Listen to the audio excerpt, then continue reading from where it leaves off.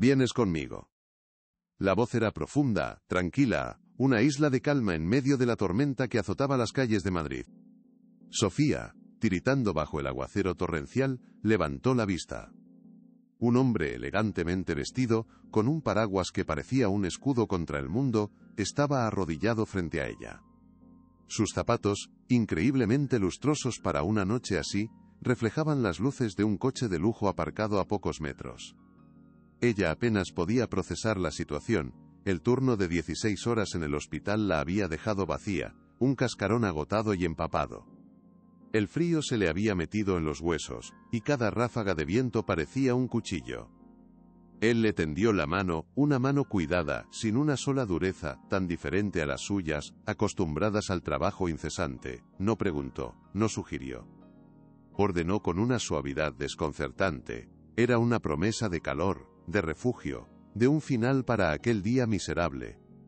Sin fuerzas para dudar, para cuestionar la aparición casi milagrosa de aquel desconocido, Sofía sintió débilmente. Sus dedos helados rozaron la calidez de los suyos y, por un instante, sintió que la rescataban no solo de la lluvia, sino de algo mucho más profundo. No puedo más, pensó. Dentro del coche el silencio era abrumador, roto únicamente por el suave murmullo del motor y el rítmico golpeteo de la lluvia contra los cristales. El mundo exterior se había convertido en un borrón de luces y agua. El calor de la calefacción comenzó a devolverle la sensibilidad a sus miembros entumecidos, un hormigueo casi doloroso que le recordaba que seguía viva. Olía a cuero caro y a un perfume discreto y masculino. «Estás a salvo ahora», dijo el hombre a su lado, su voz tan serena como antes. «Soy Carlos Montejo. Te vi desde mi ventana y no podía dejarte ahí, en esas condiciones». Sofía lo miró, realmente por primera vez. Era joven, carismático, con una sonrisa que parecía genuina, tranquilizadora. Ella balbuceó un agradecimiento, avergonzada por su aspecto, por su debilidad. «No tienes que darme las gracias, solo descansa», respondió él. «Parece que llevas el peso del mundo sobre tus hombros, déjame ayudarte a llevarlo un poco». Sofía se recostó en el asiento. El cuero suave era un lujo que nunca había imaginado. Se sentía como si flotara en un sueño extraño. Si te gusta este tipo de contenido, no te olvides de suscribirte a nuestro canal. Publicamos videos todos los días y dale like al video si te gusta esta historia. Y déjanos en los comentarios contándonos de dónde eres y a qué hora nos escuchas. Mientras el lujo silencioso envolvía a Sofía, a kilómetros de distancia, en un modesto piso del barrio obrero, Elena sentía una inquietud que no podía nombrar. Las agujas de tejer se movían con la agilidad que le daban décadas de práctica, pero su mente estaba en otra parte. El sonido de la lluvia contra la ventana era como un tambor constante que acentuaba el vacío de la casa. Miró el reloj de la pared. Sofía ya debería haber llamado siempre lo hace, y con acento agudo al terminar su turno, por muy tarde que fuera. Era su pequeño ritual, una forma de asegurarse de que todo estaba bien, de cerrar el día. «Ya soy mayorcita, mamá», le decía Sofía a menudo, riendo. Pero para Elena, su hija siempre sería esa niña a la que tenía que proteger. El apartamento estaba impregnado del olor a lana y a guiso casero, un hogar construido con esfuerzo y amor. Cada objeto contaba una historia. Las fotos de Sofía en la estantería, desde sus días de escuela hasta su graduación como enfermera, un camino lleno de sacrificios compartidos. Elena dejó las agujas sobre el regazo y se frotó las manos, un gesto nervioso que no podía controlar. El corazón de una madre tiene su propio lenguaje. Solo es el mal tiempo, se dijo a sí misma. Habrá mucho tráfico o se habrá quedado hablando con alguna compañera. Pero las excusas sonaban vacías en el silencio opresivo de la noche. La preocupación era una pequeña bola de nieve que crecía en su estómago, amenazando con convertirse en una avalancha. Intentó volver a tejer, pero sus manos temblaban ligeramente. El hilo se le escapaba de los dedos. Se levantó y caminó hasta la ventana, apartando la cortina para mirar la calle desierta y barrida por la lluvia. No había nada fuera, solo la noche y el agua. El teléfono permanecía mudo sobre la mesita, un objeto indiferente a su creciente angustia. Cada minuto que pasaba era una pequeña tortura, una vuelta más de tuerca en su ansiedad. Recordó la última conversación con Sofía esa misma mañana. Había sonado tan cansada, tan al límite de sus fuerzas. Estoy agotada, mamá. No sé cuánto más podré aguantar este ritmo.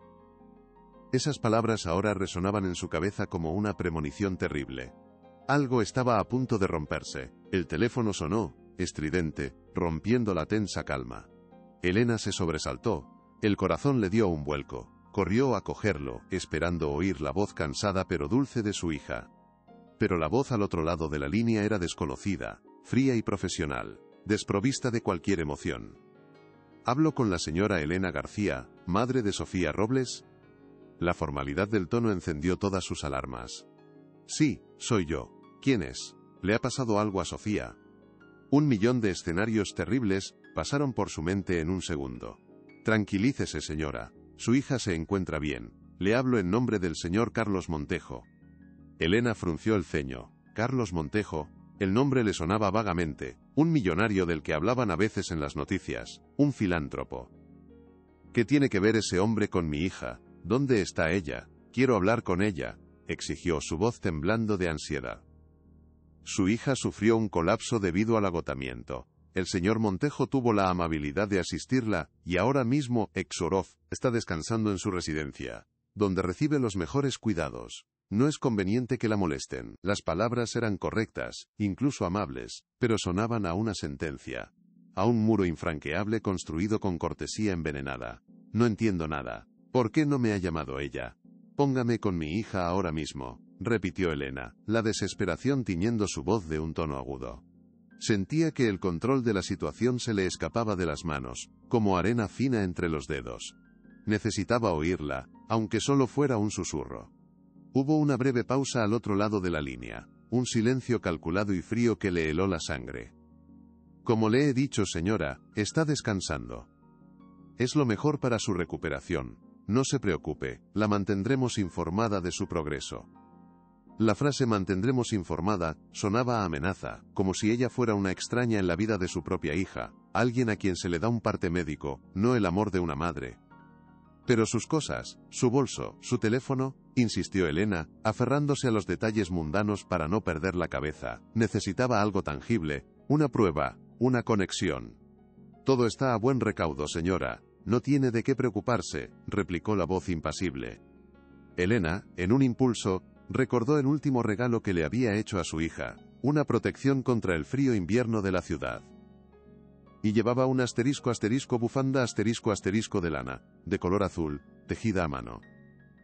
¿La tiene?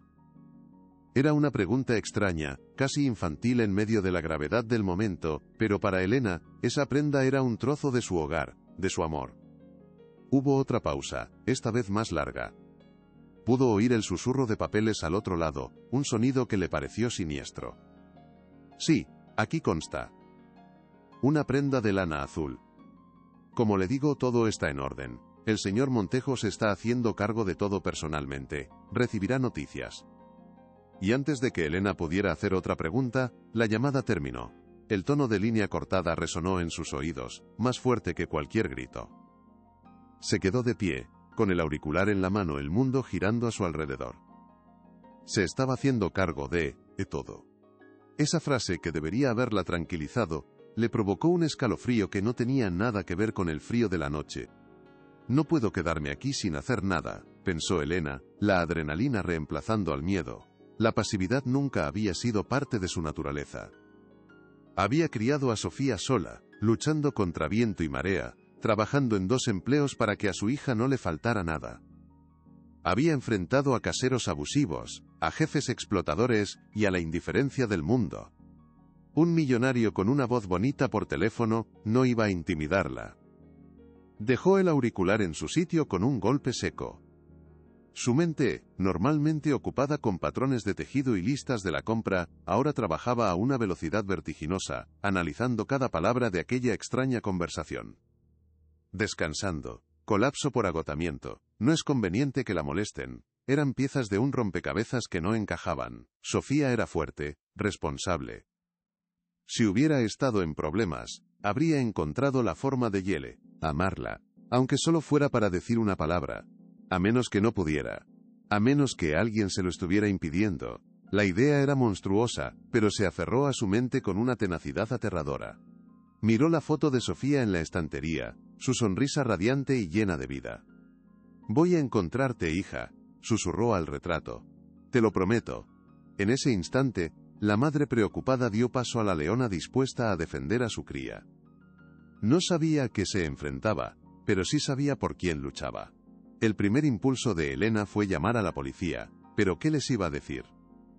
Que su hija mayor de edad estaba en casa de un hombre rico que decía estar cuidándola. Se reirían de ella. Le dirían que esperara, que no había indicios de delito. La burocracia era otro muro, uno que conocía demasiado bien. Necesitaba pruebas, algo concreto antes de dar ese paso. Decidió empezar por el lugar donde todo tenía sentido: el hospital. A la mañana siguiente, con apenas un par de horas de sueño agitado, Elena se presentó en la planta donde trabajaba Sofía. El olor a desinfectante y la actividad frenética del lugar le resultaban familiares por las historias de su hija. Se acercó a una enfermera joven que ordenaba unos historiales. «Disculpa, busco a Sofía Robles, soy su madre», dijo, tratando de mantener la calma en su voz. La enfermera, una chica llamada Laura con la que Sofía había compartido algunos turnos, la reconoció. «Elena, qué alegría verla. Sofía no tiene turno hoy. Anoche terminó tardísimo, la pobre estaba exhausta. ¿Ha pasado algo?». La pregunta era inocente, pero para Elena fue la confirmación de que la historia del colapso no cuadraba. «Eso intento averiguar, no he podido hablar con ella desde anoche». «¿La viste salir?». Laura frunció el ceño, intentando recordar. «Pues, sí, la vi irse, estaba muy cansada pero no parecía enferma», explicó, bajando la voz. Se quejaba del frío y de que tenía que caminar hasta la parada del autobús bajo la lluvia. De hecho, le ofrecí acercarla, pero me dijo que no quería molestar. Elena asintió, animándola a continuar. Cada detalle era crucial. «Lo último que recuerdo es verla en la puerta, abrigándose bien. Parecía que iba a enfrentarse a una ventisca. Es todo lo que sé, Elena. Luego tuve una urgencia y ya no miré más». «¿Estás preocupada?», preguntó Laura. La sinceridad en sus ojos era evidente. La descripción de Laura no encajaba con un drama o una emergencia médica. Solo era una enfermera agotada al final de un turno infernal. Una historia demasiado común en su profesión. «Gracias, Laura. Me has ayudado mucho», dijo Elena, aunque la información solo aumentaba su confusión y su miedo. La historia del colapso era una mentira. ¿Pero por qué? ¿Por qué alguien se tomaría la molestia de inventar algo así? ¿Qué estaba pasando realmente en esa lujosa residencia? La imagen de Carlos Montejo, el benefactor, el filántropo, empezó a oscurecerse en su mente, adquiriendo contornos mucho más siniestros. La verdad estaba oculta, y Elena sentía que solo acababa de empezar a tirar del hilo. Se preguntó si debía seguir tirando, o si era mejor no saber lo que encontraría al final. Pero la respuesta era obvia, era su hija, tiraría hasta el final. Antes de marcharse, Elena sintió un impulso, se dirigió al mostrador de administración, con una excusa preparada. «Hola, soy la madre de Sofía Robles. Sé que es una pregunta extraña, pero ¿hubo algún incidente anoche en el que estuviera implicado algún paciente o miembro del personal?». La recepcionista, una mujer de mediana edad con gafas y gesto cansado, tecleó en su ordenador. «Robles, Sofía. Turno de noche finalizado a las 10. Sin incidencias registradas. Todo en orden, señora». La respuesta fue tan seca y burocrática como esperaba, pero necesitaba oírla. No había nada oficial, ningún registro de un colapso. La mentira era cada vez más grande, más elaborada. Mientras se daba la vuelta para irse, un comentario casual de la recepcionista a una compañera captó su atención. «Otra donación del señor Montejo, dicen que va a equipar toda la planta de pediatría. Un santo, ese hombre». Elena se detuvo en seco. Carlos Montejo. Su nombre de nuevo, esta vez asociado a la generosidad y al poder dentro del propio hospital. «Un santo, ese hombre», había dicho la mujer. Pero los santos no mienten. Los santos no secuestran a las hijas de otras personas y las encierran en residencias de lujo. Algo estaba profundamente podrido en todo aquello. ¿Qué quería realmente ese hombre de su hija? La mención de su poder dentro del hospital le dio a Elena una idea terrible. Quizá el colapso no fue una mentira completa, sino una verdad manipulada. ¿Y si le pasó algo a un paciente? ¿Y si quieren culpar a Sofía?, pensó, el corazón encogido de pánico. Su hija era meticulosa, profesional, pero cualquiera puede cometer un error, especialmente después de un turno tan largo. Un hombre con el poder de renovar un ala entera del hospital, seguramente tendría el poder de encubrir un incidente, o de crear uno. La idea era tan espantosa, que tuvo que apoyarse en la pared para recuperar el aliento. De repente, el rescate de Carlos Montejo no parecía un acto de bondad, sino el primer movimiento de una partida de ajedrez en la que Sofía era el peón. Él no la había salvado de la lluvia, la había capturado. La había apartado del mundo, la había aislado para poder controlar la narrativa, para poder moldear la verdad a su antojo. Elena sintió una oleada de rabia fría. Ya no se trataba solo de encontrar a su hija, sino de protegerla de un depredador que se escondía tras una máscara de filantropía. Salió del hospital con un nuevo propósito. Ya no buscaba respuestas, buscaba un arma. Necesitaba encontrar una grieta en la armadura perfecta de Carlos Montejo. Durante los 2 días siguientes, Elena vivió en una especie de limbo de ansiedad y acción febril. Intentó llamar al número que había quedado registrado en su teléfono, pero solo conseguía hablar con la misma voz impersonal, que ahora se identificaba como Mateo, el asistente del señor Montejo. Las respuestas eran siempre las mismas. Sofía se está recuperando favorablemente. Por favor, sea paciente. No es bueno para ella alterarse. Cada palabra era una barrera de cortesía venenosa. Esto es una locura, pensó Elena, sintiendo que estaba luchando contra un fantasma. Una corporación sin rostro. Buscó información sobre Carlos Montejo en Internet desde la vieja computadora de un locutorio. Las noticias eran un torrente de elogios. Donaciones millonarias, galas benéficas, entrevistas en las que hablaba de su compromiso con la sanidad pública. Era un héroe a los ojos de la ciudad, pero entre las páginas de resultados, Elena encontró algunos artículos antiguos, pequeños y enterrados, que hablaban de quejas por malas prácticas en sus clínicas privadas, historias que habían desaparecido rápidamente, silenciadas por acuerdos de confidencialidad, o ahogadas por la avalancha de buenas noticias. No era una prueba, pero era un patrón de poder y control. No puedo enfrentarme a él sola, se dio cuenta Elena con una claridad desoladora. Necesitaba ayuda, pero no sabía en quién confiar. La policía no la escucharía, los periodistas parecían estar en el bolsillo de Montejo. Se sentía como una hormiga, tratando de detener a un elefante. Sentada en su pequeño salón, rodeada por los hilos y las telas que eran su sustento, se sintió más pequeña y sola que nunca. ¿Qué podía hacer ella? La ausencia de Sofía era un agujero en el centro de su vida, un silencio que gritaba. Por la noche, soñaba que tejía una hebra larguísima, de un azul intenso, que la llevaba a través de una ciudad laberíntica hasta una puerta dorada que no podía abrir. Se despertaba con el corazón palpitando, la sensación de impotencia pegada a su piel. Fue entonces cuando tomó una decisión. Si el sistema no iba a ayudarla, tendría que encontrar la manera de sortearlo. Si los muros de la fortaleza de Montejo eran demasiado altos, tendría que encontrar una puerta trasera. Empezó a pensar de forma diferente, no como una madre asustada, sino como una estratega. Recordó las historias que Sofía le contaba sobre el hospital, sobre sus compañeros, sobre las dinámicas internas. Quizás la respuesta no estaba en los titulares, sino en los susurros de los pasillos. Necesitaba encontrar a alguien que tuviera miedo pero que odiara a Montejo más de lo que le temía. Pero, ¿existía alguien así? Mientras tanto, en la Regency Mansión Montejo, Sofía flotaba en una irrealidad de lujo y confusión. Se despertaba en una habitación con sábanas de seda y vistas a un jardín impecable. Le llevaban bandejas con comida deliciosa y zumos recién exprimidos. El personal era atento, casi reverencial. Y luego estaba Carlos. Aparecía un par de veces al día, siempre con una sonrisa cálida y una pregunta sobre cómo se sentía. Le hablaba de su trabajo, de la presión a la que están sometidos los sanitarios, de cómo la admiraba por su dedicación. Le decía que se merecía un descanso, que el mundo era demasiado duro para almas tan buenas como la suya. Tuve que sacarte de ahí, Sofía. ¿Te estabas consumiendo?, le dijo una tarde, mientras paseaban por el jardín. Sus palabras eran como un bálsamo, validando el agotamiento que ella había sentido durante meses.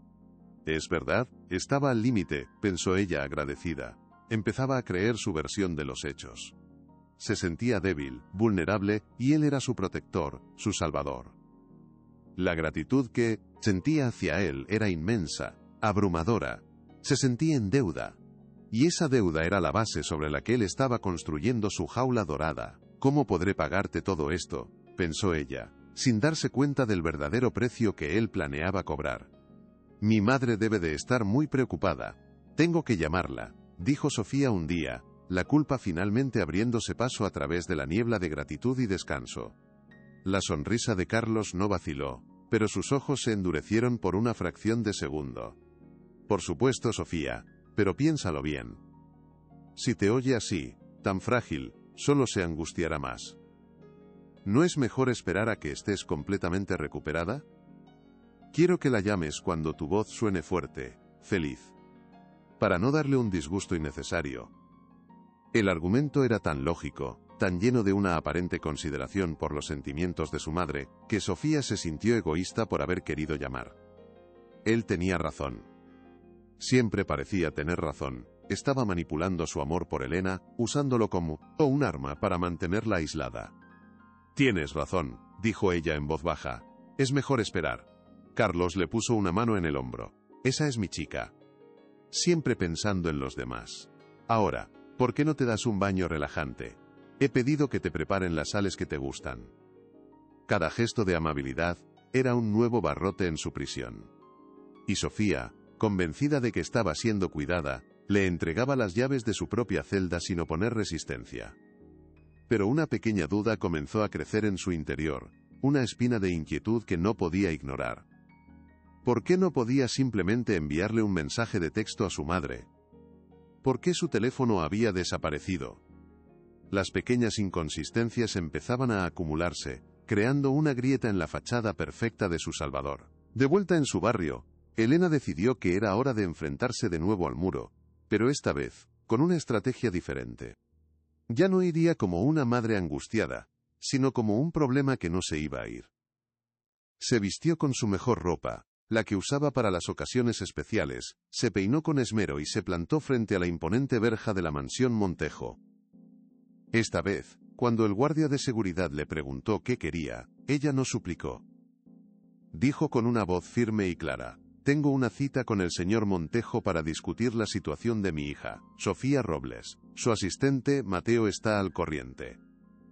Era una mentira descarada, pero la dijo con tal convicción que el guardia dudó. Cogió el intercomunicador. Elena contuvo la respiración. Podía ver su propio reflejo en la cámara de seguridad, una pequeña figura desafiante frente a las puertas de un imperio. El guardia habló en voz baja. Esperó. Luego, para su sorpresa, la verja de hierro forjado comenzó a abrirse lentamente. Había entrado, en la guarida del lobo. El camino de entrada era largo y serpenteante, bordeado de árboles perfectamente podados. La casa era más un palacio que una residencia, una mole de piedra y cristal que gritaba riqueza y poder. Un hombre con un traje impecable la esperaba en la puerta. Era la voz del teléfono, Mateo. Su sonrisa era tan pulcra y falsa como el resto del entorno. Señora García. No la esperábamos, dijo, con un tono que mezclaba sorpresa y reproche. El señor Montejo es un hombre muy ocupado. Elena lo miró directamente a los ojos, sin dejarse intimidar. Y yo soy una madre muy preocupada. No me iré de aquí sin ver a mi hija. Puede decírselo al señor Montejo. Hubo un tenso silencio. Mateo la estudió, evaluándola. Probablemente estaba acostumbrado a lidiar con gente que se dejaba amedrentar por el lujo. Pero en los ojos de Elena no había miedo, solo una determinación de acero. Espere aquí, por favor, dijo finalmente, y desapareció dentro de la casa. Elena se quedó sola en el vestíbulo de mármol, bajo una lámpara de araña que valía más que su piso entero. Es una fachada, pensó Elena, igual que su dueño. La espera se hizo eterna. Cada segundo era una pequeña batalla contra el impulso de gritar, de correr por los pasillos en busca de Sofía. Se obligó a permanecer quieta, a observar. Y entonces la vio. Sofía estaba sentada en un sofá en un salón acristalado que daba al jardín. Llevaba un albornoz de seda y tenía una manta sobre las piernas. Parecía pálida, delgada, pero no parecía enferma, parecía sedada. Cuando vio a Elena, sus ojos se abrieron de par en par, una mezcla de sorpresa y algo que parecía culpa. «Mamá, ¿qué haces aquí?», dijo, su voz más débil de lo normal. Elena corrió hacia ella, queriendo abrazarla, pero se detuvo al ver a Mateo observándola desde la puerta. «He venido a verte, cariño». Estaba tan preocupada, dijo Elena, su voz quebrada por la emoción contenida. «Estoy bien, mamá, de verdad, Carlos. El señor Montejo me ha estado cuidando». Sufrí un colapso, estaba agotada. Repetía las palabras que le habían metido en la cabeza, como una lección aprendida. «Carlos es un hombre increíblemente bueno, me ha salvado». Elena vio la adoración en los ojos de su hija y sintió un dolor agudo. No la reconocía. Le habían robado a su Sofía y en su lugar habían puesto a esta extraña, una muñeca frágil que hablaba con las palabras de su captor. Quería gritarle que todo era una mentira, pero sabía que no podía. Su tiempo era limitado. Se sentó junto a ella, tomando sus manos entre las suyas. Estaban frías. «Sofía, escúchame, tienes que volver a casa. Este no es tu sitio», susurró, intentando transmitir toda la urgencia y el amor en esas pocas palabras. Sofía retiró las manos, su expresión cambiando a la defensiva. «No puedo volver a casa, mamá, lo siento, tú no lo entiendes. Estás haciendo una escena». La palabra escena la golpeó como una bofetada. Era el lenguaje de Montejo, no el de su hija. Vio a Mateo sonreír sutilmente desde el umbral. Habían ganado esa batalla. Habían vuelto a su hija en su contra. «Tu tiempo se ha acabado, señora García», dijo Mateo, su voz cortante. Dos miembros del personal, un hombre y una mujer vestidos de uniforme, aparecieron a su lado, listos para escoltarla. Elena miró a Sofía por última vez, sus ojos suplicando. Pero Sofía desvió la mirada, incapaz de sostener la de su madre. La derrota fue amarga, total. Mientras la sacaban de la habitación, Elena supo que la lucha sería mucho más dura de lo que había imaginado. No solo tenía que luchar contra un millonario poderoso, sino también por el alma de su propia hija. La desesperación la invadió por un momento. ¿Cómo podría ganar una guerra en dos frentes tan distintos? Mientras la acompañaban a la salida, la rabia de Elena bullía bajo la superficie. Se sentía humillada, impotente. Justo cuando pasaban por el vestíbulo, Carlos Montejo apareció en lo alto de la gran escalera de mármol. Descendió lentamente, con una expresión de falsa preocupación en el rostro. «Señora García, lamento que haya tenido que venir hasta aquí. Le aseguro que su hija está en las mejores manos», dijo, su voz goteando una condescendencia que la enfermó. Elena se detuvo, zafándose del agarre del personal. Se enfrentó a él, la pequeña mujer del barrio obrero contra el titán de las finanzas. «Usted no sabe nada de lo que mi hija necesita». «Devuélvame a mi hija», dijo, su voz baja pero llena de una furia contenida. Carlos sonrió, una sonrisa que no llegó a sus ojos. Su hija es una mujer adulta, ha tomado una decisión, debería estar contenta por ella. Era un maestro de la manipulación, torciendo la realidad para que ella pareciera la villana. El dolor que sintió Elena fue casi físico, era un golpe bajo, cruel y calculado, diseñado para romperla. «Esto no ha terminado», siseó ella, su mirada prometiendo una guerra que él no esperaba. Él solo se encogió de hombros, con aire de aburrimiento. En ese momento de máxima humillación, mientras Mateo la agarraba del brazo para sacarla, Elena vio algo. En una pequeña mesa junto a la puerta, entre un jarrón de flores exóticas y una pila de correspondencia, había un objeto familiar. Doblado pulcramente, como un trofeo exhibido. Era de lana azul, era la bufanda que le había tejido. El lazo que la unía a su hija, la prueba de su amor, ahora reducido a un adorno en la fría casa de su enemigo. La vista de aquello, tan fuera de lugar en ese entorno estéril, encendió algo en ella. No era solo rabia. Era fuego. Ya no tenía miedo, él había cometido un error. Había subestimado el poder de una madre. Al salir por la puerta, no se sintió derrotada. Se sintió armada. Me ha subestimado, pensó Elena mientras caminaba de regreso. La mansión a su espalda ya no parecía una fortaleza, sino un castillo de naipes. Él creía que el dinero y el poder lo eran todo, pero se equivocaba. Hay cosas que no tienen precio. La conexión entre ella y Sofía no podía romperse. El miedo que la había paralizado se transformó en claridad. Sabía lo que tenía que hacer. Al llegar a la parada del autobús, justo al salir de la lujosa urbanización, su teléfono vibró. Un número desconocido. Dudó un segundo antes de contestar. Diga. Al otro lado, una voz distorsionada, como si hablara a través de un pañuelo, susurró. Leí tu mensaje en un foro. No puedo hablar mucho. Pero tienes razón en preocuparte. Él es peligroso. Busca lo que pasó en la clínica de Salamanca hace 2 años. Un incidente con una enfermera joven. La historia se parece a la tuya. Antes de que Elena pudiera hacer una pregunta, la llamada se cortó. Se quedó mirando el teléfono, el corazón latiéndole con fuerza. Salamanca. Hace 2 años. Una enfermera joven. No era mucho, pero era un hilo. Era el comienzo de una pista. El disparo en la oscuridad había dado en el blanco. Alguien más sabía la verdad. Alguien más tenía miedo. No estaba sola. Una extraña sensación de euforia la invadió. El gigante había empezado a mostrar sus grietas. Y ella tenía la intención de meter los dedos en cada una de ellas hasta hacerlo caer. El autobús llegó, y al subirse Elena ya no era la misma mujer que había entrado en esa mansión. Era una investigadora, una guerrera. La batalla por Sofía acababa de comenzar. Y esta vez, tenía un lugar por donde empezar a buscar. La esperanza, por primera vez en días, era algo real y tangible. La búsqueda de información sobre el incidente de Salamanca fue frustrante y agotadora. Elena pasó horas en la biblioteca pública, revisando archivos de periódicos locales en microfilmes. Al principio, no encontró nada. La historia parecía haber sido borrada de la existencia. Pero Elena era tenaz. Finalmente, en un pequeño periódico local de tirada limitada, encontró una breve nota. Hablaba del trágico suicidio de una joven enfermera llamada Isabel Soler, quien, según el artículo, estaba bajo una inmensa presión, tras un desafortunado incidente médico en una de las clínicas de Montejo. La nota era breve, vaga, y olía a encubrimiento. No había detalles, no había seguimiento. Solo una vida joven truncada, y muchas preguntas sin respuesta. Elena sintió un escalofrío.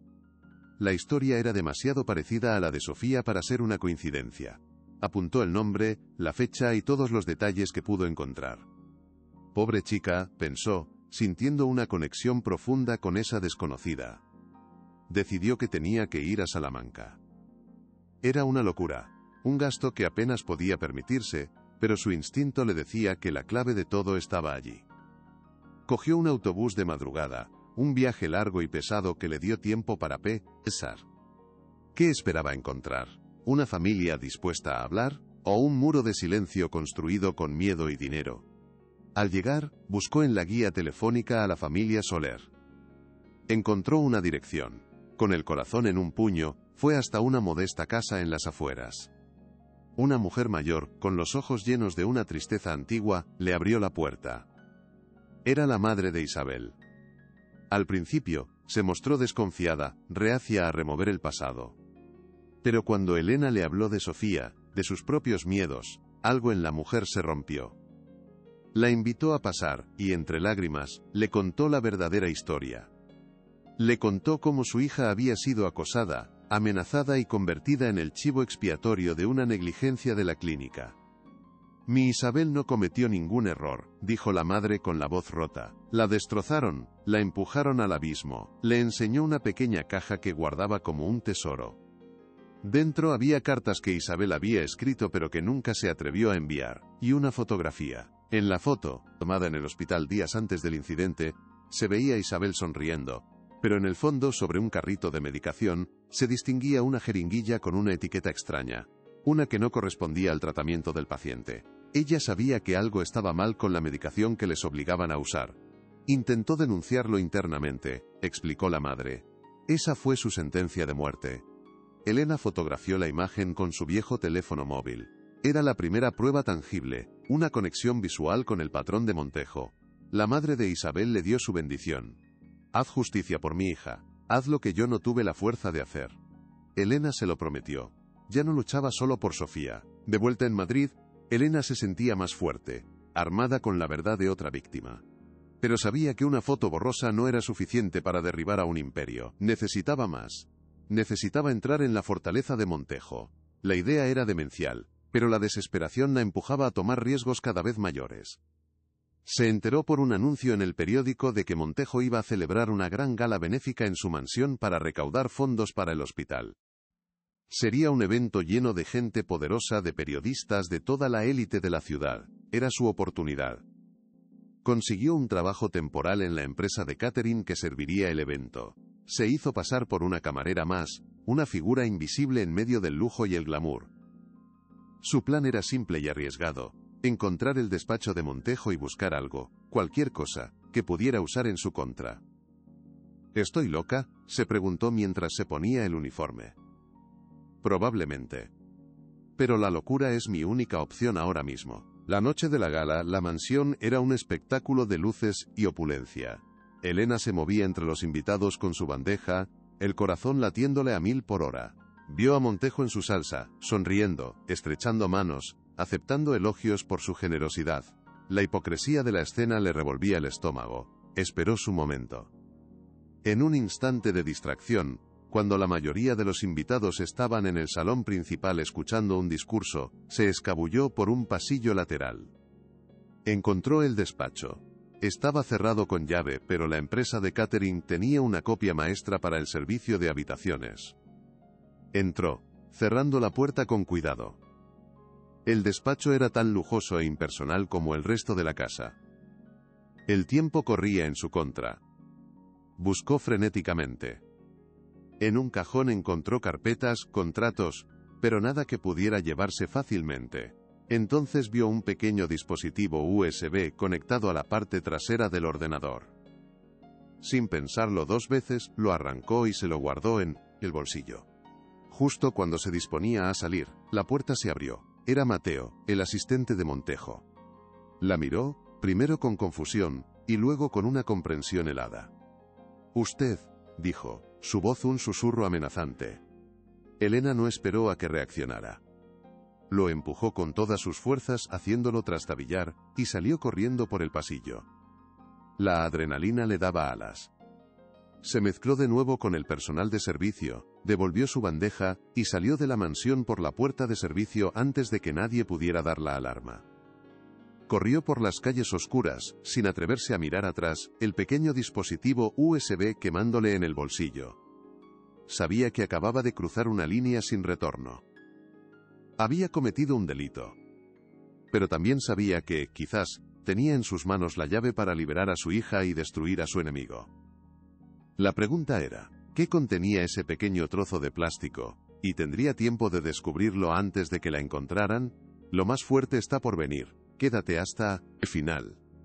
De vuelta en la seguridad de su apartamento, conectó el dispositivo a su vieja computadora. El corazón le latía con fuerza mientras esperaba que los archivos se cargaran. Apareció una lista de archivos de audio, etiquetados con fechas.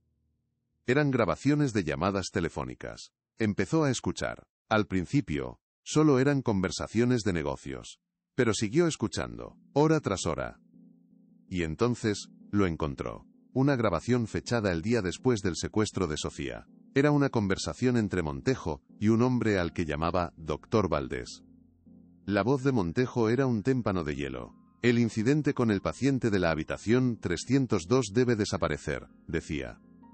La nueva enfermera, Robles, es la coartada perfecta. Nadie dudará de que cometió un error. Nos aseguraremos de que su versión sea la única que prevalezca. Valdés sonaba nervioso. Pero Carlos, fabricar pruebas. No te pago para que cuestiones, lo interrumpió Montejo. Te pago para que soluciones. La chica, ya está bajo mi control, firmará lo que yo le diga.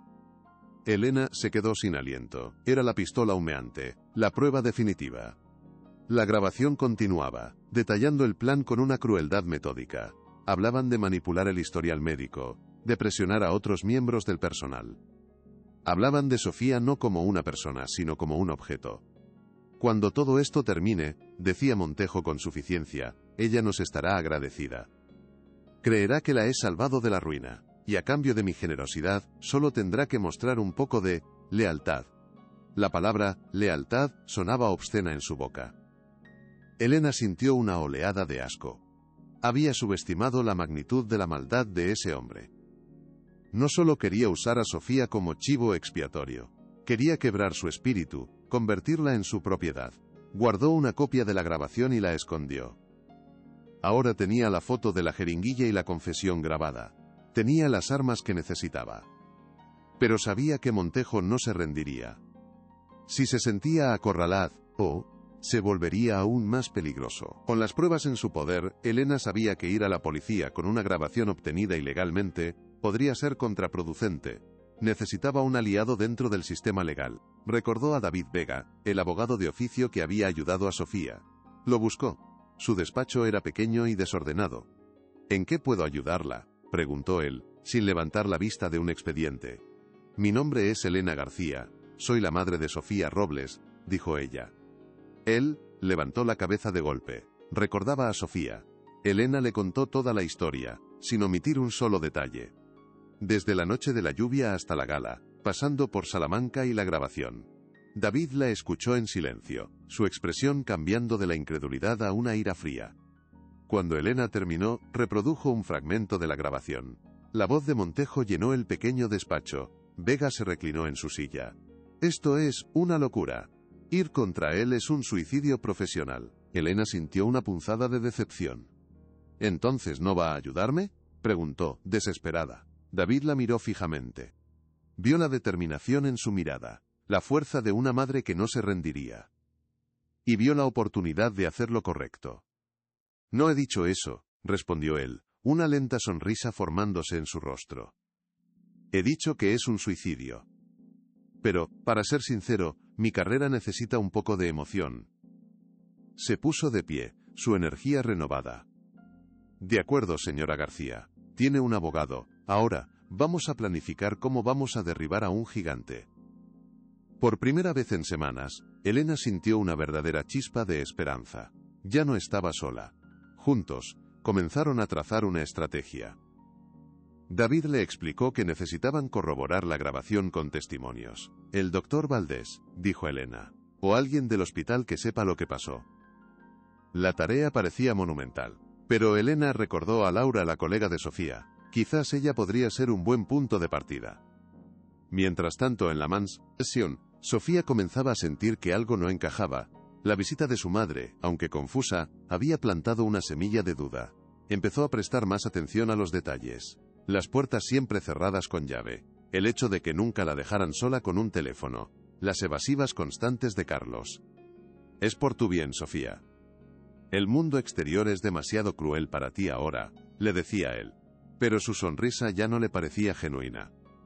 Empezaba a sentirse menos como una invitada y más como una prisionera. ¿Por qué no puedo hablar con mi madre?, pensó un día. Si estoy tan bien, ¿cuál es el problema? La duda, una vez sembrada, comenzó a crecer, a extender sus raíces por la tierra fértil de su aislamiento. La fachada de Carlos Montejo estaba empezando a resquebrajarse. Y Sofía, por fin, empezaba a ver la oscuridad que había debajo. Algo no está bien aquí, se dijo a sí misma. Elena decidió volver a la mansión. No para un enfrentamiento, sino para una misión de rescate emocional.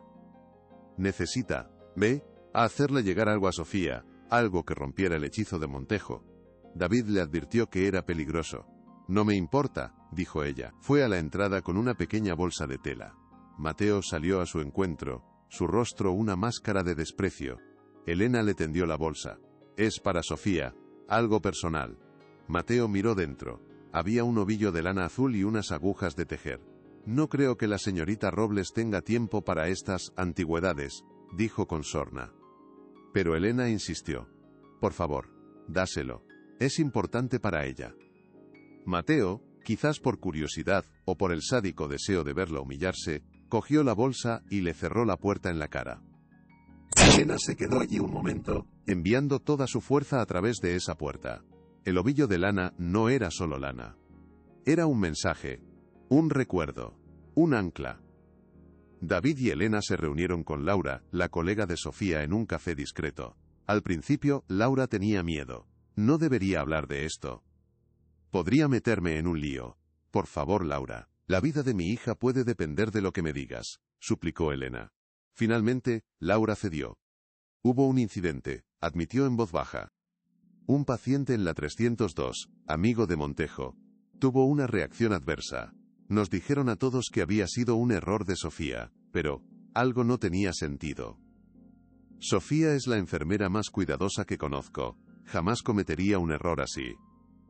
La confirmación hizo que el corazón de Elena se acelerara. ¿Estarías dispuesta a testificar esto?, preguntó David. Laura palideció. No sé, podría perder mi trabajo. O podría salvar a tu amiga, replicó Elena suavemente. Laura se quedó pensativa. La lealtad luchando contra el miedo. ¿Qué haría? En la mansión, Mateo, con una mueca de diversión, le entregó a Sofía la bolsa. Tu madre te ha mandado tus juguetes, le dijo con burla. Sofía abrió la bolsa y vio el ovillo de lana y las agujas. Al principio, no entendió. Pero entonces el olor familiar de la lana, el tacto de la madera, la transportó de vuelta a su hogar, a la sensación de seguridad y amor.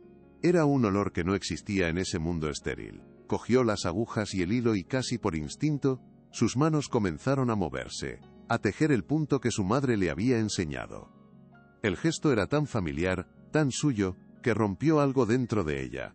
Las lágrimas empezaron a correr por sus mejillas. Eran las primeras lágrimas reales que derramaba desde que había llegado. Lloró por su agotamiento, por su ingenuidad, por su madre. Y lloró al darse cuenta de la aplastante verdad. No estaba allí para recuperarse. Estaba allí porque era una prisionera. El hechizo se había roto. La duda de Sofía se convirtió en certeza cuando Carlos entró en su habitación. Vio el tejido en su regazo y su expresión cambió. Por primera vez, vio ira pura en sus ojos. ¿Qué significa esto?, dijo, su voz perdiendo su calidez. Significa que quiero irme a casa, respondió Sofía, su voz temblando pero firme. Quiero ver a mi madre. La sonrisa de Carlos volvió, pero ahora era la de un depredador. No creo que entiendas tu situación, Sofía. Tú no estás en posición de querer nada. Me debes tu carrera, quizás tu libertad. Dejó caer un fajo de papeles sobre la cama. Hay una investigación en el hospital. Un error muy grave que podría llevarte a la cárcel. Yo soy el único que puede protegerte. Pero mi protección tiene un precio. Le mostró un contrato. Un acuerdo de confidencialidad de por vida. Firma esto, le ordenó.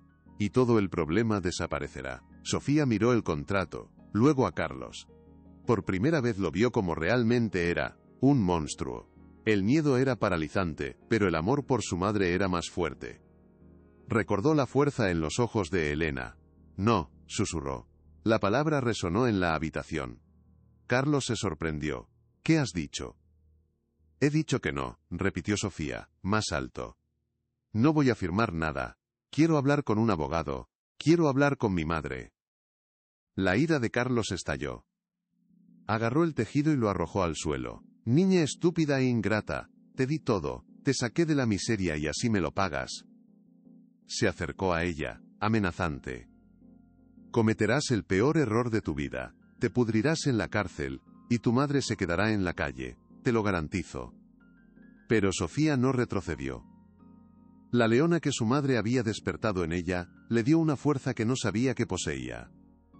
Mi madre nunca se rendiría. Y yo tampoco, dijo, desafiante. La noticia de la gala y la humillación de Elena se había filtrado en algunos blogs. Un comentario llamó, el Echia, a atención de David.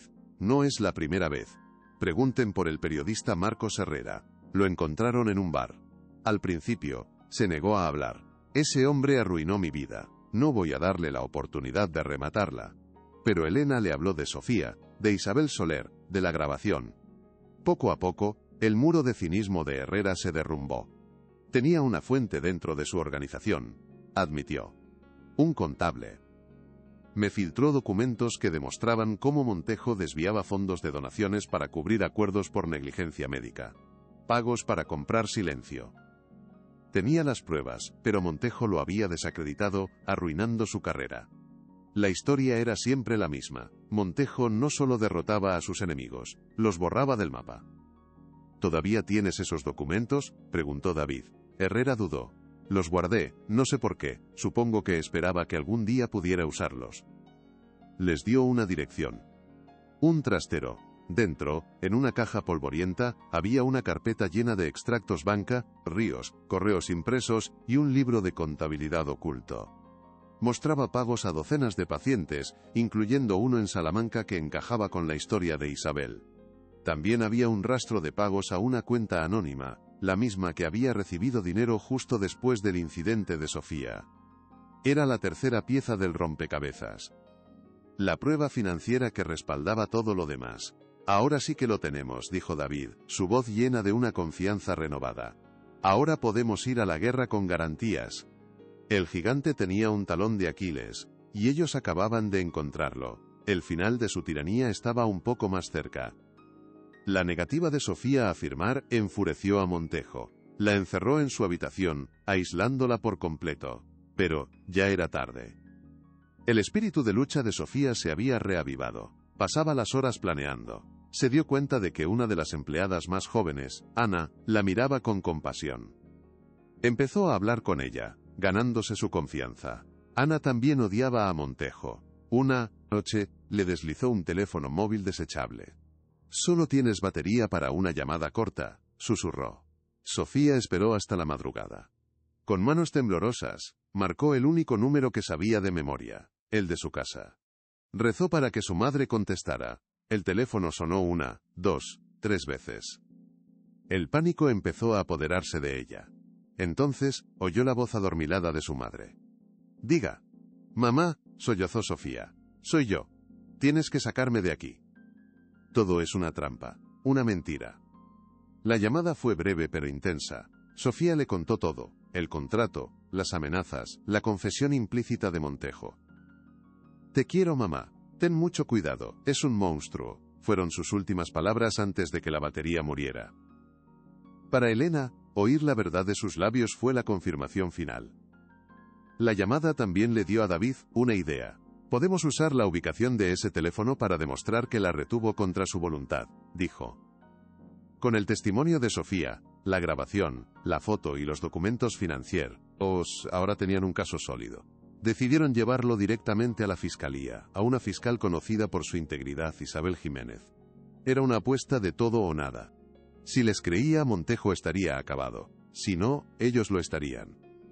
Elena miró a David, su corazón lleno de miedo y esperanza. «Hagámoslo», dijo con firmeza.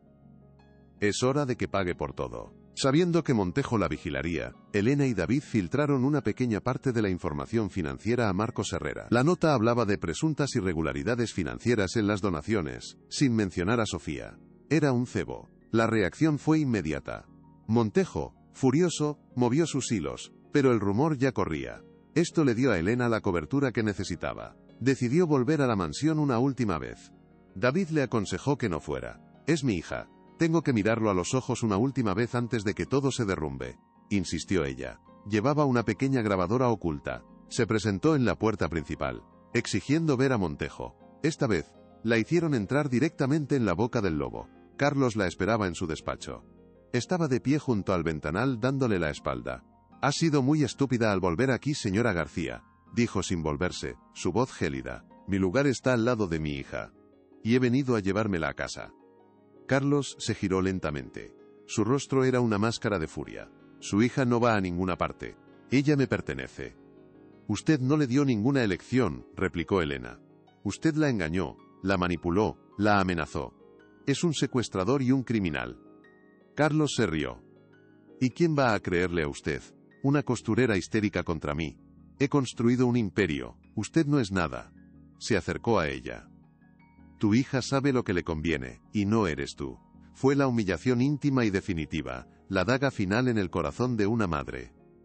Le estaba diciendo que había sido reemplazada, que su amor no valía nada. En ese momento, Elena sintió que algo se rompía dentro de ella. Pero no fue su espíritu. Fue la última hebra de miedo que le quedaba. Lo miró directamente a los ojos, y él no vio a una víctima, sino a una enemiga. «Puede que yo no sea nadie», dijo, su voz ahora tranquila y mortal, Pero he aprendido que los imperios más grandes pueden caer por la piedra más pequeña. Y entonces jugó su última carta. Sacó de su bolso el tejido a medio tejer que Sofía había empezado. Se lo habían devuelto con sus cosas. Lo dejó sobre su escritorio. Esto es lo que usted nunca entenderá. Esto es amor. Es un lazo que su dinero nunca podrá comprar ni romper. Carlos miró la prenda con desprecio. Patético, quizás, dijo Elena, retrocediendo hacia la puerta. Pero es la verdad. Y la verdad está a punto de salir a la luz. Y lo va a enterrar a usted y a su imperio de mentiras. Se dio la vuelta y se marchó, dejándolo solo con el símbolo de su inminente derrota sobre la mesa. La guerra de guerrillas había terminado. La batalla final estaba a punto de librarse en un campo público, y ella estaba lista.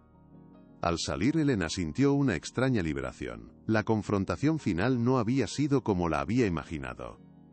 No hubo gritos, solo una declaración de guerra silenciosa. Sabía que había puesto en marcha una cadena de acontecimientos imparable. Montejo, provocado, actuaría de forma imprudente. Era lo que David y ella habían previsto.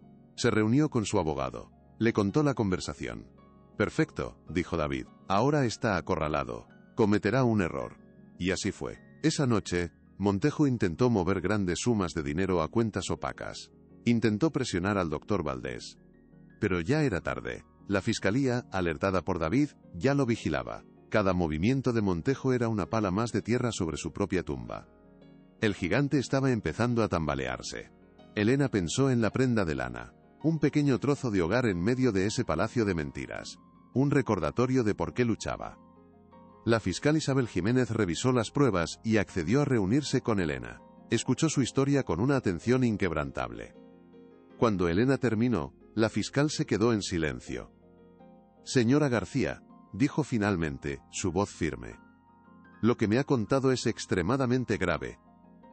Y encaja con rumores que hemos oído sobre el señor Montejo, durante años, pero para los que nunca hemos tenido pruebas. Se inclinó hacia adelante. Presentaremos una orden de registro para la mansión y sus clínicas de inmediato. Y una orden de protección para su hija. Vamos a sacarla de ahí hoy mismo. Para Elena, esas palabras fueron como la lluvia después de una larga sequía.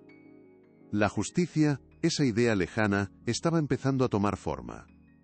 Gracias, susurró, las lágrimas corriendo por su rostro.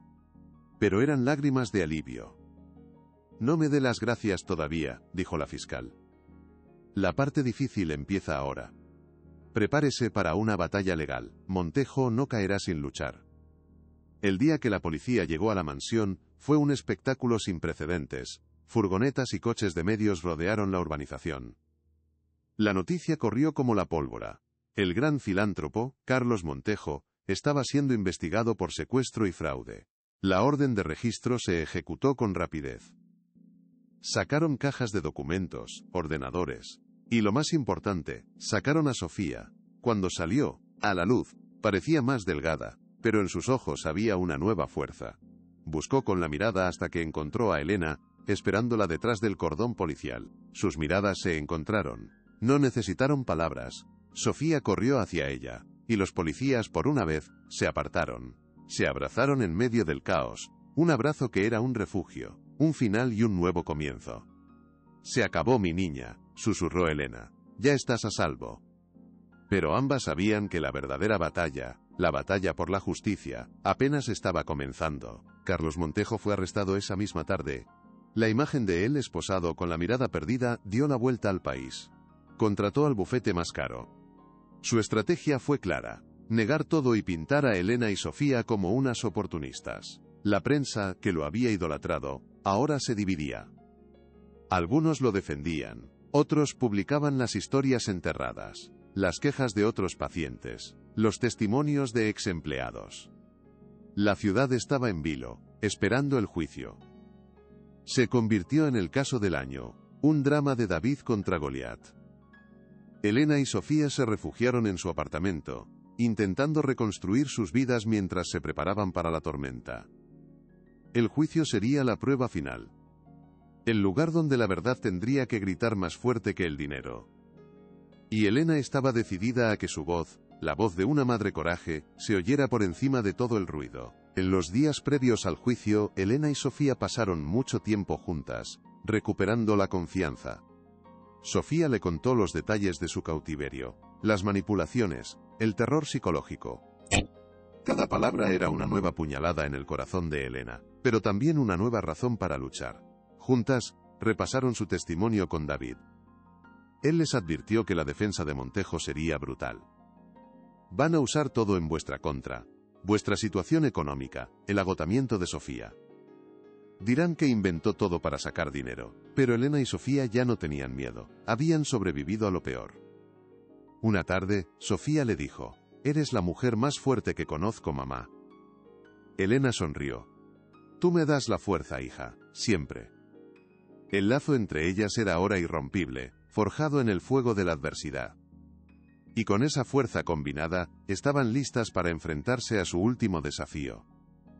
Mientras tanto, David trabajaba sin descanso. Convenció a Laura para que testificara, asegurándole protección. Encontró a Susco Diera, otros 2 ex empleados dispuestos a hablar. El contable que había hablado con Herrera también accedió a colaborar a cambio de inmunidad. Las pruebas se acumulaban, formando una montaña que amenazaba con aplastar a Montejo. La defensa del millonario, sintiendo la presión, comenzó una campaña de desprestigio en los medios, filtrando historias falsas. Las pintaban como personas conflictivas. Pero la estrategia les salió por la culata. La gente común se identificaba con su lucha. Empezaron a aparecer grupos de apoyo frente al juzgado, con pancartas que decían: «Todas somos Elena». La batalla legal se había convertido en una batalla social, un referéndum sobre la impunidad de los poderosos. El juicio no sería solo sobre Carlos Montejo, sería sobre el alma de la ciudad. El día antes del juicio, Elena encontró el tejido a medio hacer que había dejado en el despacho de Montejo. La policía se lo devolvió como prueba. Lo cogió en sus manos. Estaba arrugado, pero el hilo azul seguía brillante. Se sentó en su sillón y, con manos tranquilas, retomó el tejido donde Sofía lo había dejado. Punto a punto, continuó la labor. No era solo una prenda de lana. Era un símbolo de su viaje. Cada punto era un día de angustia, una lágrima, una pequeña victoria. Tejer la calmaba. La mujer asustada que había recibido esa primera llamada ya no existía. En su lugar había una guerrera. Sofía se sentó a su lado. «Mañana se acaba todo, mamá», dijo en voz baja. Elena la miró y asintió, sin dejar de tejer. «No, cariño», respondió. «Mañana empieza todo». Y siguió tejiendo, preparando su armadura de lana para la guerra. El Tribunal de Madrid era un hervidero de murmullos y flashes. La sala parecía demasiado pequeña para contener la tensión. Elena y Sofía entraron juntas, cogidas del brazo, una pequeña isla de solidaridad. Elena llevaba su mejor chaqueta, Sofía caminaba con la cabeza alta. Vieron a Carlos Montejo en el banquillo, flanqueado por sus abogados.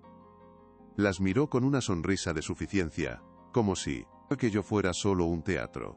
Elena le sostuvo la mirada. «No te tengo miedo», pensó. La fiscal Jiménez se acercó y les dio una palmada tranquilizadora en el hombro. «Estamos listas», dijo. El juez entró en la sala, y un silencio expectante cayó como un pesado telón. La batalla final, la que decidiría el destino de todos ellos, estaba a punto de comenzar. «Que se haga justicia», rogó Elena en un susurro que solo ella pudo oír.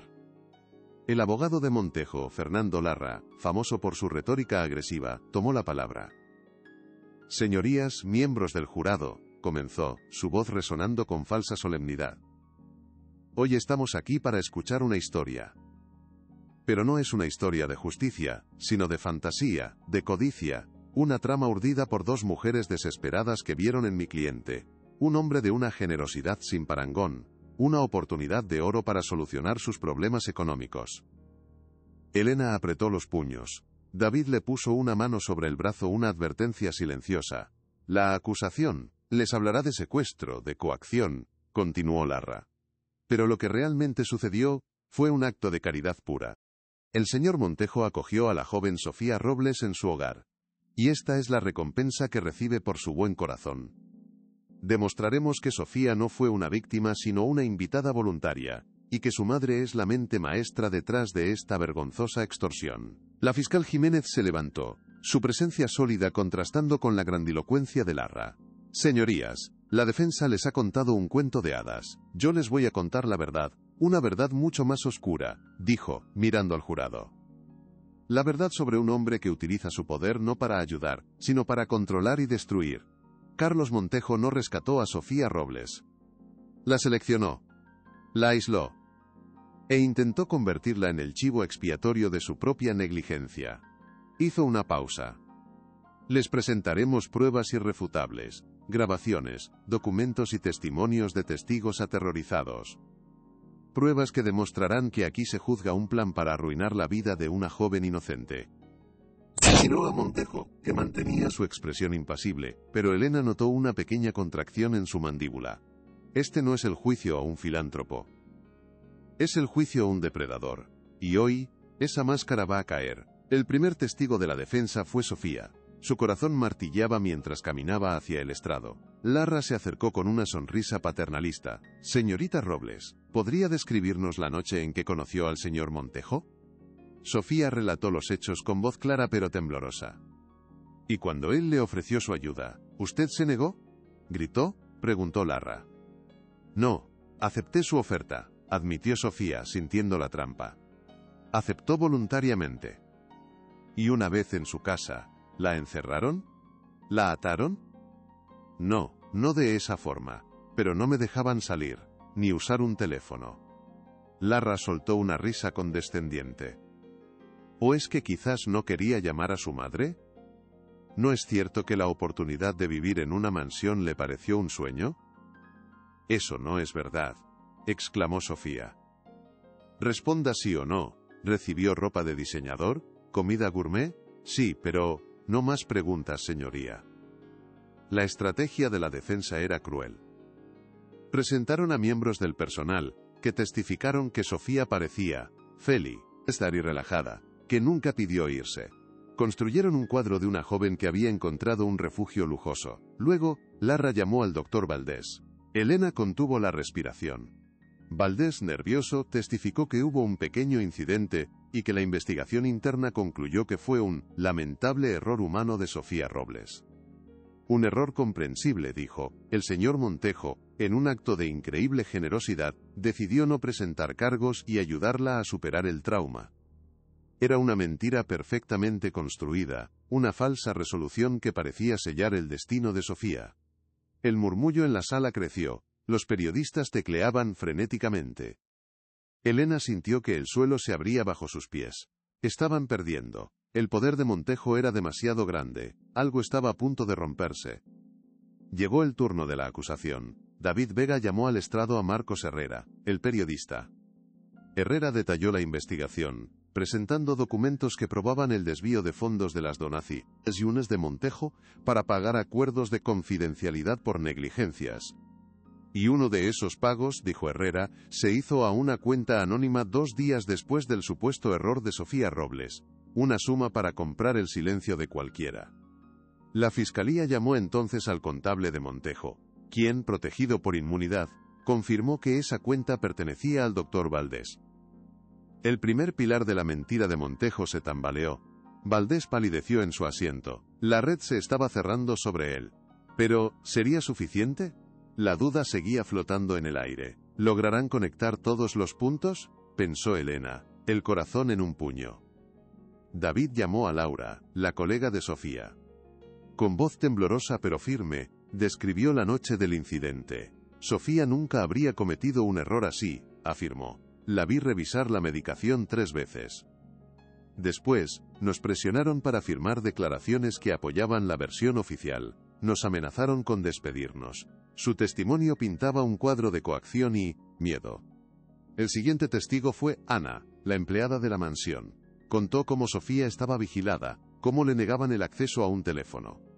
Me pidió ayuda desesperadamente, dijo Ana. Estaba aterrorizada. Me dijo que Montejo la obligaba a firmar unos papeles, amenazándola con arruinar su vida y la de su madre. El jurado escuchaba ahora con atención total, sus expresiones cambiando de la duda a la sospecha. La narrativa de la invitada feliz se estaba desmoronando pieza por pieza. Elena sintió una llama de esperanza encenderse de nuevo en su pecho. La fiscalía desea presentar como prueba principal la grabación de una conversación telefónica, anunció David. Larra saltó. Protesto. Esa grabación fue obtenida ilegalmente. Es inadmisible. Hubo un acalorado debate. Finalmente el juez regresó. Dada la extrema gravedad de las acusaciones, y el interés público, se admite la prueba, sentenció. Un suspiro de alivio recorrió una mitad de la sala. Y entonces, la voz fría y calculadora de Carlos Montejo llenó la sala. El incidente con el paciente de la habitación 302 debe desaparecer. La nueva enfermera, Robles, es la coartada perfecta. La chica ya está bajo mi control total. Firmará lo que yo le diga. El silencio era absoluto. Todos escuchaban la confesión, sus propias palabras condenándolo. Cuando la grabación terminó, nadie se movió. Carlos Montejo miraba al frente, su rostro una máscara de piedra, pero el sudor perlaba su frente. Estaba atrapado. Larra intentó un último y desesperado contraataque. Una grabación manipulada. Hablemos de hechos.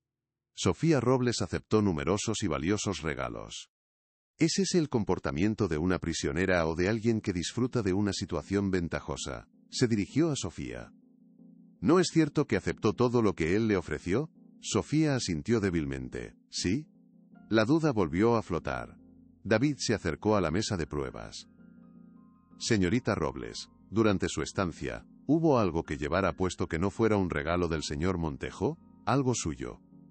Sofía miró la bolsa de pruebas y sus ojos se llenaron de lágrimas. Sí, susurró. David sacó el objeto y lo sostuvo en alto. Era un trozo de lana azul, a medio tejer. Señora García, ¿reconoce este objeto?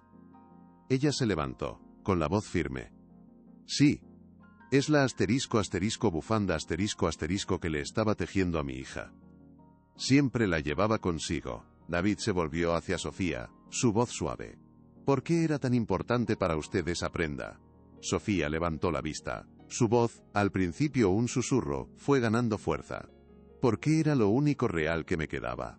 Era mi conexión con mi hogar, con mi madre, con quien yo era. Él me dio lujos, pero me quitó mi identidad. Quería borrarme para convertirme en una de sus posesiones. Pero no pudo quitarme esto. Levantó la barbilla. Cada noche cuando me sentía sola en esa habitación tocaba esa lana.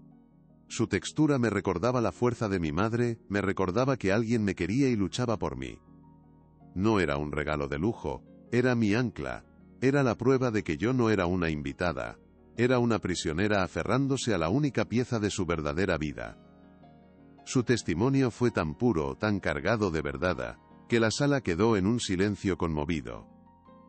El castillo de naipes de Montejo se derrumbó. El golpe final lo dio el doctor Valdés, viendo que todo estaba perdido, y ante la promesa de una pena reducida pidió volver a declarar. Retiro mi anterior declaración, dijo con voz temblorosa. Todo fue una mentira. El señor Montejo me obligó a falsificar el informe y a culpar a la enfermera Robles. El error fue por una negligencia de la clínica, un lote de medicamentos defectuosos que él se negó a retirar para ahorrar costes. Levantó la vista.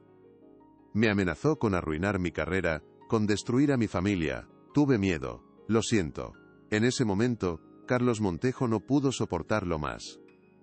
Se levantó de un salto, su rostro deformado por la rabia. «¡Traidor! ¡Mentiroso! ¡Os arrepentiréis todos!», gritó. Los guardias se abalanzaron sobre él, mientras seguía gritando amenazas. El juez golpeó la mesa, pidiendo orden. El gran Carlos Montejo había mostrado su verdadero y monstruoso rostro ante el mundo. El veredicto del jurado fue rápido. Culpable. La palabra resonó, lapidaria.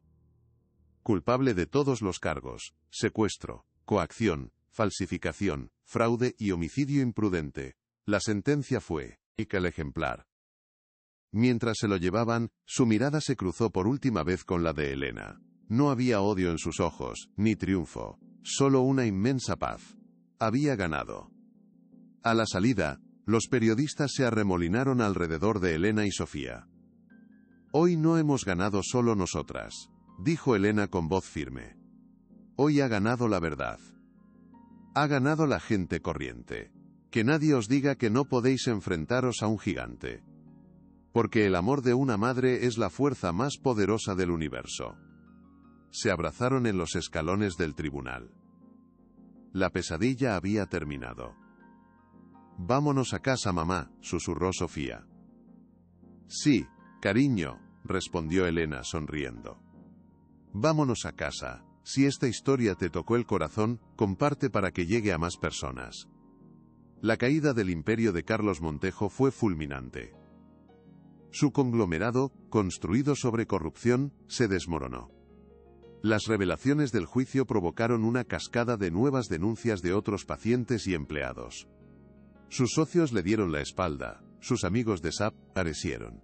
Su nombre, antes sinónimo de éxito, se convirtió en un epítome de la corrupción. Desde la cárcel, intentó apelar, pero su voz ya no tenía eco. Se había convertido en un paria, un recordatorio de que ninguna fortuna puede comprar la impunidad para siempre. «Lo he perdido todo», pensó en su celda, sin comprender que lo más valioso nunca lo había poseído. El mundo que había construido con mentiras se disolvió, dejando solo el vacío. La justicia, a veces, tiene una forma poética de restaurar el equilibrio. La suya fue el silencio y el olvido. David Vega se convirtió en uno de los abogados más respetados del país. Su victoria lo catapultó a una fama inesperada. Le llovieron propuestas millonarias de los bufetes más prestigiosos, promesas de lujo y reconocimiento que rechazó sin dudar. «No puedo convertirme en uno de ellos», pensó una noche. Decidió mantener su pequeño despacho en el barrio obrero, un recordatorio de su propósito. «Este caso me recordó por qué me hice abogado», le confesó a Elena. «Para luchar por la gente como tú. Para ser la voz de los que no la tienen». Se especializó en defender a los olvidados. Su nombre se convirtió en sinónimo de integridad y de lucha por la justicia social. Un faro de esperanza para los más vulnerables de la ciudad. Marcos Herrera, el periodista, también vio su carrera renacer. El mismo periódico que lo había despedido le ofreció volver como un héroe. El director le pidió disculpas y le dio carta blanca para crear una unidad de periodismo de investigación. «Quiero que seas nuestra conciencia, Marcos», le dijo. «Nunca más permitiremos que el poder nos silencie». Aceptó por responsabilidad hacia su profesión y la verdad. Su primer gran reportaje, un análisis sobre el caso Montejo, ganó el premio más importante del país. Dedicó el premio a las víctimas silenciosas del poder y a la valentía de Elena y Sofía. Su unidad se convirtió en un referente, sacando a la luz numerosos escándalos y forzando cambios legislativos. La lucha de Elena le demostró que un periodista honesto podía ser muy poderoso. Sofía tardó un tiempo en recuperarse. Las heridas psicológicas eran profundas. Tuvo pesadillas durante meses, y a veces un simple olor o sonido la transportaban de vuelta a la jaula dorada. Pero con el apoyo de su madre, terapia y su propia fuerza, poco a poco fue sanando. Volvió a trabajar como enfermera en un hospital público, donde sentía que su trabajo tenía un propósito real. Sus nuevos compañeros la recibieron como a una heroína. Se había convertido, sin buscarlo, en un símbolo de la lucha por los derechos de los sanitarios. Ya no era la joven ingenua y asustada.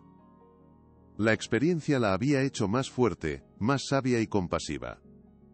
Decidió usar esa dolorosa experiencia para ayudar a otros, para asegurarse de que nadie más tuviera que pasar por lo que ella había pasado. «Nunca más me sentiré pequeña», se prometió. Elena volvió a su vida tranquila, a su apartamento, a sus agujas de tejer, pero algo en ella había cambiado. Había descubierto una fuerza que no sabía que poseía, una tenacidad de leona. Se había enfrentado al hombre más poderoso, y lo había vencido con la verdad y la perseverancia. Ya nada podía asustarla. Siguió tejiendo, pero sus creaciones ahora tenían un nuevo significado. Eran un símbolo de resistencia, de calidez, de hogar. La gente del barrio la paraba por la calle para darle las gracias, para decirle que su historia les había dado esperanza. Se convirtió en una matriarca silenciosa, una figura de respeto, pero para ella, su mayor logro era simple: ver a su hija sonreír de nuevo, feliz y en paz. Una tarde, Sofía le preguntó: ¿alguna vez pensaste en rendirte? Elena la miró. Cada día, hija, pero luego pensaba en ti. Y sabía que rendirme no era una opción. El eco del juicio resonó durante mucho tiempo. El caso Montejo se empezó a estudiar en las facultades de Derecho como un ejemplo de cómo la determinación de un ciudadano puede cambiar el sistema. Se convirtió en una advertencia para los poderosos. El hospital donde trabajaba Sofía implementó nuevos y estrictos protocolos para proteger a su personal y garantizar la transparencia. Se creó un comité de ética independiente. La sociedad se volvió un poco más crítica, menos crédula ante las grandes demostraciones de filantropía.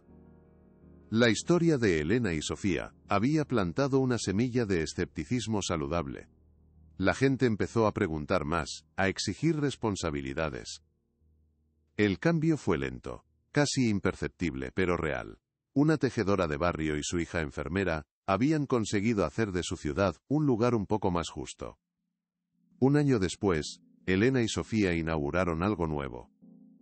Usando parte del dinero de la indemnización, crearon una pequeña fundación en su barrio, con un nombre sencillo, El Hilo de Sofía.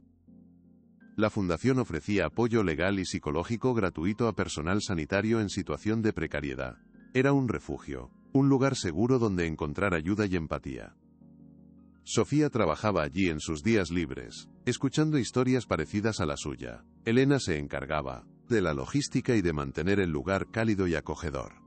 En una de las paredes, colgada como una obra de arte, estaba la prenda de lana azul, enmarcada. Era un recordatorio constante de su lucha, de su dolor y de su victoria. Un símbolo de que, incluso en la oscuridad, un simple hilo de amor puede guiarte de vuelta a casa. En la inauguración, rodeadas de amigos y vecinos, Elena tomó la palabra. Esta fundación no es solo para ayudar, dijo, su voz temblando de emoción. Es para recordar. Para recordar que cada uno de nosotros tiene una voz. Y que cuando nos unimos, nuestras voces pueden convertirse en un clamor imposible de ignorar. Hizo una pausa, mirando a su hija. Hace un año, éramos dos mujeres solas contra el mundo, hoy, somos una comunidad. Porque el verdadero poder no reside en el dinero sino en la solidaridad, en la decencia y en el coraje de hacer lo correcto. La gente aplaudió, conmovida. Madre e hija se miraron, sonriendo. Habían convertido su dolor en un faro de espera, NZA. Habían cerrado el círculo de la forma más hermosa posible, transformando el sufrimiento en un legado de fortaleza. Lo hemos conseguido, mamá, susurró Sofía. Meses más tarde, Sofía recibió una carta con matasellos de Salamanca. Era de la hermana de Isabel Soler, la enfermera que se había quitado la vida. Le contaba que, gracias a las revelaciones del juicio de Montejo, el caso de su hermana se había reabierto. La nueva investigación demostró que Isabel había sido víctima de una campaña de acoso para encubrir otra negligencia. Su nombre por fin había sido limpiado. Mi hermana no murió en vano, escribía la mujer. Tu valentía y la de tu madre le han devuelto la dignidad que le robaron. Gracias. Nuestra familia nunca podrá pagaros lo que habéis hecho. Sofía leyó la carta con lágrimas en los ojos y corrió a enseñársela a su madre. Elena la abrazó. ¿Lo ves, cariño? A veces, cuando luchas por ti misma, acabas luchando por muchos otros sin saberlo. Era la prueba de que su lucha había trascendido su propia historia. El día que Carlos Montejo cumplió su primer año en prisión, ningún periódico se hizo eco. Su nombre había caído en el olvido. Se cuenta que era un hombre roto, solitario, que pasaba los días en silencio, atormentado por sus acciones. Había perdido su fortuna, su estatus, su libertad. Pero lo que más le dolía, según filtró un guardia, era el recuerdo obsesivo de una simple prenda de lana sobre su escritorio. Aquel objeto, tan humilde, se había convertido en el símbolo de todo lo que había subestimado: la lealtad, el amor, la fuerza de los lazos que no se pueden comprar. Había creído que el mundo se movía por dinero y poder, y había descubierto, de la forma más dura, que estaba equivocado. Su verdadero castigo no era solo la cárcel, era vivir sabiendo que había sido derrotado por una costurera de barrio y su amor incondicional. 5 años después, el apartamento de Elena era un lugar transformado, lleno de dibujos infantiles y fotografías felices. Elena era una abuela orgullosa. Sofía se había casado con David Vega y tuvieron una niña risueña a la que llamaron Elena. La pequeña Elena pasaba horas en el regazo de su abuela, jugando con los ovillos de lana. La fundación El Hilo de Sofía se había convertido en una institución de referencia nacional. habiendo ayudado a cientos de profesionales. Sofía recibió un premio por su labor humanitaria, que aceptó en nombre de todas las enfermeras anónimas. El apartamento, antes un refugio silencioso, ahora estaba lleno de las risas y los juguetes de una nueva generación. La historia de Carlos Montejo era un cuento con moraleja sobre la arrogancia y la caída. Una tarde de primavera, mientras la pequeña Elena dormitaba en sus brazos, la abuela Elena la arropó con una mantita de lana de un azul intenso. La miró, y en el rostro de su nieta vio el futuro. Un futuro tejido con los hilos del pasado, un futuro de esperanza, un futuro que olía a hogar y a justicia. Recordó la noche de la lluvia, el miedo, la desesperación. Y luego pensó en todo lo que había venido después. Ya no había dolor en esos recuerdos, solo la serena certeza de haber hecho lo correcto. La dignidad de una persona no se compra ni se vende, se defiende con el corazón y la verdad. Y el amor de una madre es un hilo invisible pero irrompible que puede mover montañas. Sofía entró y se sentó a su lado, observando la escena con una sonrisa de paz. El legado de su lucha estaba en ese instante. El círculo de la vida se había completado.